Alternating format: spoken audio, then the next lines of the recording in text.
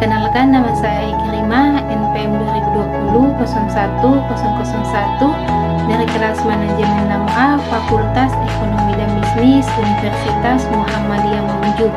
Pada pembuatan video kali ini, untuk memenuhi tugas mata kuliah Al-Islam Kemuhammadiyah 5, dan di sini saya akan memaparkan materi mengenai paradigma Islam tentang ilmu ekonomi bagian 2. Ada 2 poin yang akan saya bahas. Yang pertama, teori-teori ilmu ekonomi dalam Islam, dan yang kedua, ayat Al-Quran dan hadis yang relevan mengenai ilmu ekonomi. Teori-teori ilmu ekonomi dalam Islam. Membicarakan teori ekonomi tidak lepas dari filsafat Islam yang merupakan jembatan emas bagi perkembangan kajian filsafat di Eropa ketika Barat masih dalam kegelapan yang merupakan fase peradaban Eropa. Pada masa inilah terjadi transmisi dalam ilmu pengetahuan, unit menjadi ilmu pengetahuan bercorak Islam. Begitu pula dengan teori ekonomi yang telah dikemukakan oleh filsuf Yunani kuno seperti Plato dan Aristoteles, yang dibicarakan oleh filsuf Islam seperti Ibnu Sina, Al-Farabi, Al-Ghazali, dan lain-lain.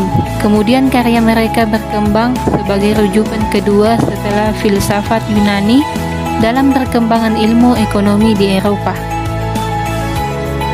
Adapun secara rinci teori ekonomi secara sederhana yaitu sebagai berikut. Teori pertama yaitu kepemilikan, merupakan kekhususan seseorang terhadap pemilik suatu benda menurut syarat untuk bertindak secara bebas dan bertujuan mengambil manfaatnya selama tidak ada penghalang yang bersifat syarat. Teori kedua, produksi. Manusia memiliki tanggung jawab terhadap pelestarian bumi, maka salah satu usahanya adalah dengan mengelola gigi untuk memenuhi kebutuhan hidupnya. Teori ketiga yaitu konsumsi. Kegiatan ekonomi yang mengarah kepada pemenuhan kebutuhan konsumsi bagi manusia.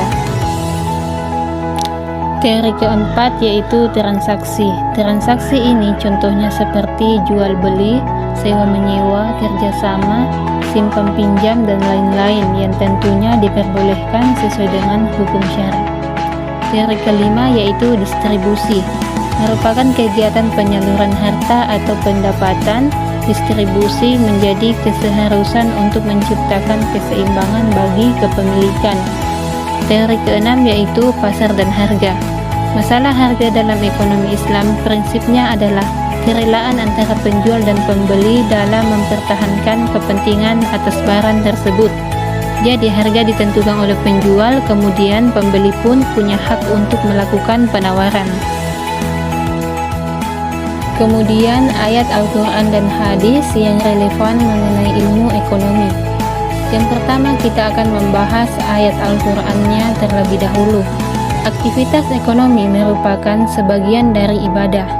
Ini telah jelas tertuang di dalam Quran surah Al-Baqarah ayat 177 yang artinya, bukanlah menghadap wajahmu ke arah timur atau barat itu sesuatu kebijakan, akan tetapi sesungguhnya kebijakan itu ialah beriman kepada Allah Subhanahu wa Ta'ala, hari kemudian, malaikat-malaikat, kitab-kitab, nabi-nabi, dan memberikan harta yang dicintainya kepada kerabatnya, anak-anak yatim, orang-orang miskin, musafir, yaitu orang-orang yang memerlukan pertolongan dan orang yang meminta-minta, dan memerdekakan hamba sahaya, mendirikan sholat, menunaikan zakat, dan orang-orang yang menempati janjinya apabila ia berjanji, dan orang-orang yang sabar dalam kesempitan, penderitaan, dan dalam peperangan. Kemudian yang kedua, hak memiliki harta juga tertuang dalam Quran surat An-Nisa ayat 29 tentang hutang piutang, juga tertuang dalam Quran surah Al-Maidah. Kemudian hadis-hadis yang berhubungan dengan ilmu ekonomi. Yang pertama mengenai jual beli, dari Abu Hurairah radhiyallahu anhu. Dari Nabi Muhammad sallallahu alaihi wasallam bersabda, janganlah dua orang yang jual beli berpisah sebelum saling meridhoi. Riwayat Abu Daud. Kedua, mengenai riba. 1 dirham uang riba dimakan seseorang sedangkan orang tersebut mengetahuinya, dosa perbuatan tersebut lebih berat daripada dosa 60 kali. Hadis riwayat Ahmad. Ketiga, mengenai pinjaman. Sesungguhnya di antara orang-orang yang terbaik dari kamu adalah orang yang sebaik-baiknya dalam membayar hutang. Hadis riwayat Bukhari. Yang keempat, mengenai gadai. Binatang tunggangan boleh ditunggangi karena pembiayaannya apabila digadaikan. Binatang boleh diambil susunya untuk diminum karena pembiayaannya. Bila digadaikan bagi orang yang memegang dan meminum wajib memberikan biaya. Hadis riwayat Ahmad. Baiklah, itulah tadi yang dapat saya paparkan. Kurang lebihnya mohon dimaafkan.